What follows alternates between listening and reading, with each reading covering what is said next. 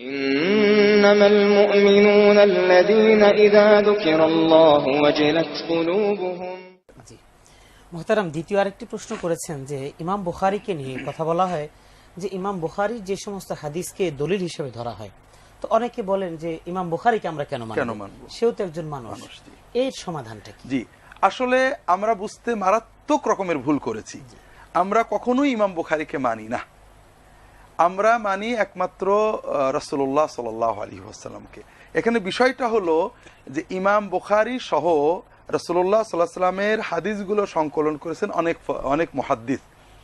রাসূলুল্লাহ সাল্লাল্লাহু আলাইহি ওয়াসাল্লামের হাদিস বর্ণনার ক্ষেত্রে সাহাবায়ে কেরাম সনদ প্রবর্তন করেন। কার কাছ থেকে শুনেছো না বললে তারা কোনো হাদিস শুনতেন না। এই সনদ রেফারেন্স ক্রস এক্সামিন এর মাধ্যমে বিশুদ্ধ দুর্বল বর্ণনার ভুল আছে কিনা এটা নির্ণয় করে সহিহ জয়ীফ হাদিস নির্ণয় করা হয়। ইমাম বুখারী বলতে গেলে প্রথম ব্যক্তি যিনি, এর আগেও ইমাম মালিকও চেষ্টা করেছেন শুধু সহিহ হাদিস সংকলন করা।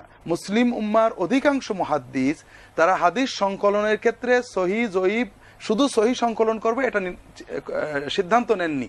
তাদের সিদ্ধান্ত ছিল, উদ্দেশ্য ছিল, মানহাজ ছিল, পদ্ধতি ছিল যে সহিহ জয়ীফ বানোয়াট সনদ সহ হাদিসগুলো একত্রিত করা, পরে যেন মুহাদ্দিসরা এগুলো থেকে বাছাই করে নিতে। যেমন মুসনাদ আহমদ প্রায় 30,000-এরও বেশি হাদিস রয়েছে এর ভিতরে। ইমাম আহমদ কখনোই বলেননি আমি শুধু সহিহ হাদিস সংকলন করব, সনদ সহ সকল হাদিস সংকলন, সহিহ আছে জয়ীফ আছে। ঠিক তেমনি ইমাম আহমদের আগে পরে, বুখারীর আগে পরে অনেকেই হাদিস সংকলন করেছেন, কিন্তু শুধু সহিহ হাদিস সংকলনের চেষ্টা করেননি। ইমাম বুখারী সর্বপ্রথম সফল হন, তিনি হাদিস বলেন যে আমি সহিহ ছাড়া সংকলন করব না। ইমাম বুখারীর কথাকে কেউ গ্রহণ করেনি, তার সংকলিত হাদিসকে পরবর্তী 300 বছর মুহাদ্দিসরা প্রতিটি হাদিসের সনদ ক্রস করেছেন, অন্যান্য সনদের সাথে মিলিয়েছেন। তারা নিশ্চিত হয়েছেন যে বুখারীর হাদিসগুলো, বিশেষ করে রাসূলুল্লাহ সাল্লাল্লাহু আলাইহি ওয়াসাল্লাম থেকে বর্ণিত যে হাদিস ইমাম বুখারী সংকলন করেছেন, এগুলো বিভিন্ন সনদে এগুলো সহিহ। কাজে আমরা ইমাম বুখারীকে কখনোই মানি না। ইমাম বুখারীর আরো অনেক বই আছে, যেসব বই উনি সহিহ জয়ীফ বাছাই করেননি, ওগুলোর হাদিস আমরা গ্রহণ করি না, বাছাই করার পরে করি। যেমন আল আদাবুল মুফরাদ, তারিখ বুখারা, তারিখুল কবির, তারিখুস সগীর ইত্যাদি অনেক গ্রন্থ আছে।